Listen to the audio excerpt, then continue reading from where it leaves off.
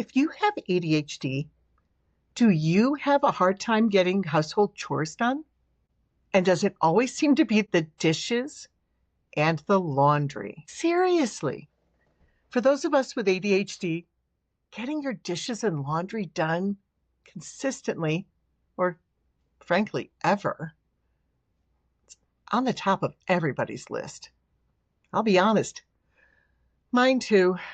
And especially if you're single, the hard thing is who's going to complain, which means you probably are less likely to get it done. But really, do you want to live like that? I promise you, there are solutions that can help. In this video, I'm going to share with you some of the things I've learned so that I can get my dishes and laundry done on a regular basis. And they just don't hang over my head anymore. I promise you, if I can do it, you can do it too. I'm Christine. I'm a master certified life coach, the owner of Two Cats Coaching, and I'm the host of this YouTube channel, A Solo Person's Guide to ADHD.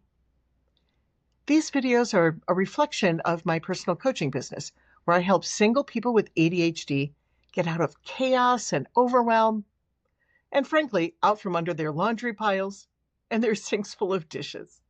So why is this so hard? Well, I think there's a few things. First of all, both dishes and laundry are what I call evergreen tasks. These are things that are really, truly never ending. You might finish a sink full of dishes, but within a day or two, you're going to have another sink full. The same thing with laundry. There's always more. And for those of us who deal with low dopamine, that's really tough. Our brains don't like those kind of recurring tasks. Another issue I think about is what I call magical thinking. If you think about kids and teens, they all seem to have magical thinking, right? You can walk past the laundry pile and just literally not see it. You put another dish in the sink and then you walk away and you forget it exists. Even if you live alone, you magically think someone else will deal with it. And that's just part of how our brains work. Another thing is that, unfortunately, or not, as the adult in the room, you are the designated doer for these things. Unless you can afford to hire it out, which, honestly, if you can, it's not a bad solution. Other than that, it's up to you to get it done. That laundry isn't going to magically disappear, just like Mary Poppins. Wouldn't that be fun? So why does this happen specifically to us? Well, we're great at hyper-focusing, but not on things that are boring or uninteresting. Again, these low dopamine tasks are challenging to do. Getting things started feels like a huge overwhelm. And then just the general idea of executive function. Anything that has to do with keeping things in order, things that have multiple steps, make this even harder. And what makes this really challenging, and I think laundry especially, it has uneven steps. You put something in the washer, you have to wait a while. Put something in the dryer, you have to wait a while. Then you have to do all the finishing things. That's a lot of steps for us. So what are some easy solutions? One of the first ones I want to talk about is the idea of multitasking.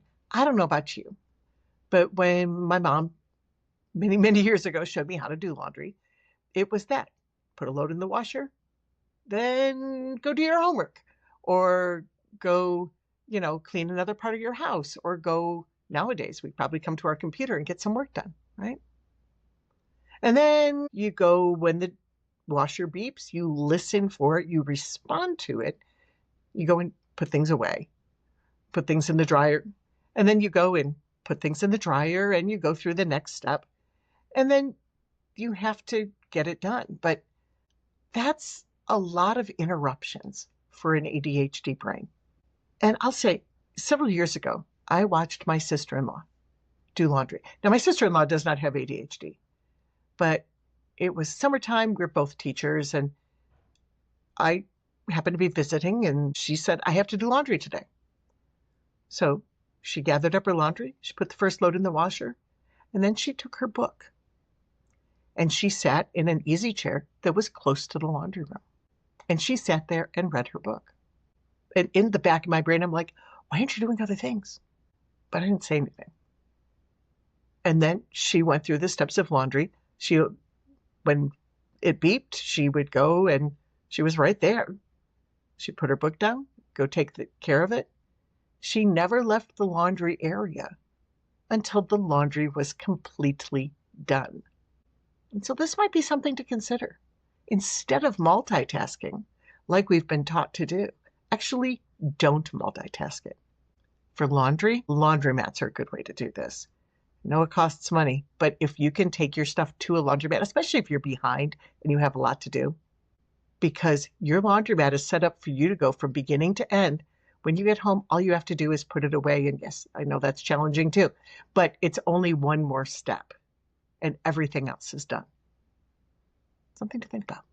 If you would rather multitask it, then think of ways to keep your dopamine up, like listening to music or podcasts or even listening to YouTube videos. I listen to YouTube videos as much as I watch them, maybe because I like talking head videos. And speaking of multitasking, if you could take a second and subscribe, if you can even make a comment, it's even better. Helps me be seen by more people. I really appreciate it. My second idea is the concept of fresh eyes. And this is something I've been developing recently, and I've been using it on myself, and it's really helpful. All it is taking the time to do a simple new observation. So all you have to do, and this is really great when you think you're getting ready to wrap up a task. Stop, put yourself in the space, close your eyes, take a breath, and think about seeing something with new eyes. Pretend you're a visitor in your own space. And then open your eyes and look around.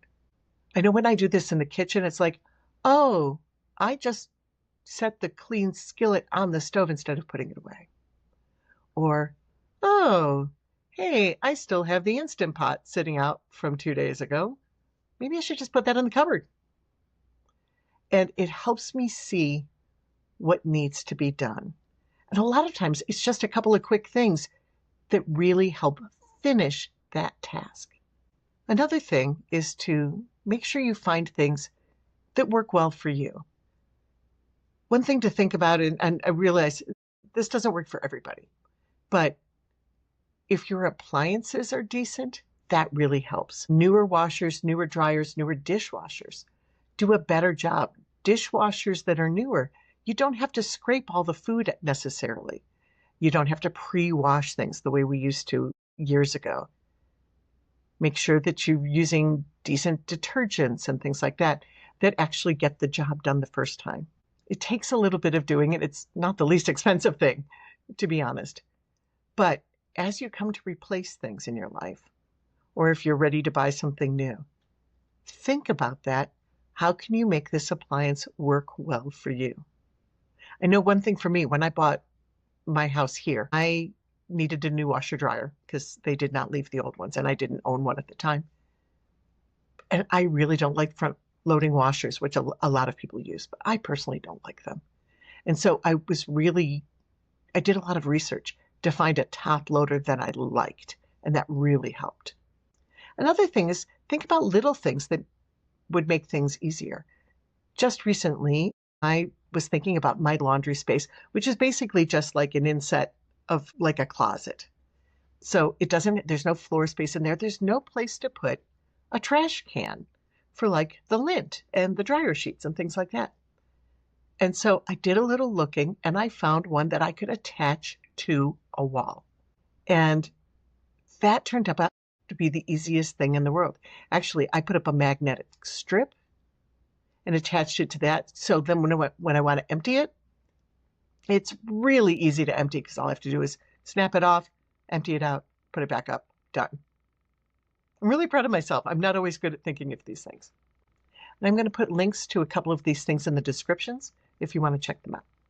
The last one I want to talk about is finding an accountability partner. Now, as somebody who's single, If you are living alone, you don't have anybody who's going to come into your space on a regular basis and say, hey, those dishes are getting kind of gross. Could we get those done? Right? So there's several ways to do this. You can have somebody come over, have company literally come to your house.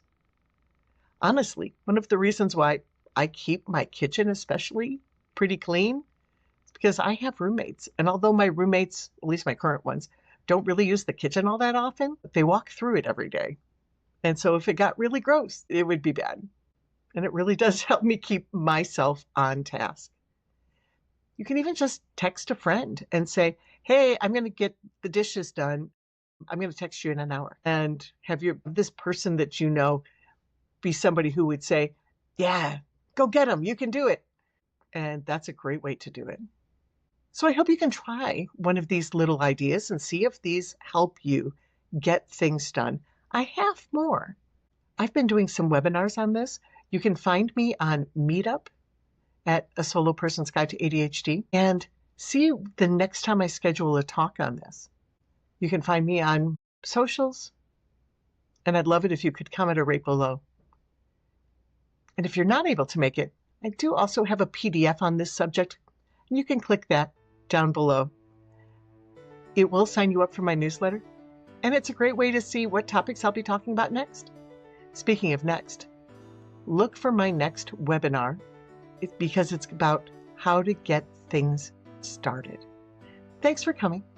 I hope to see you soon.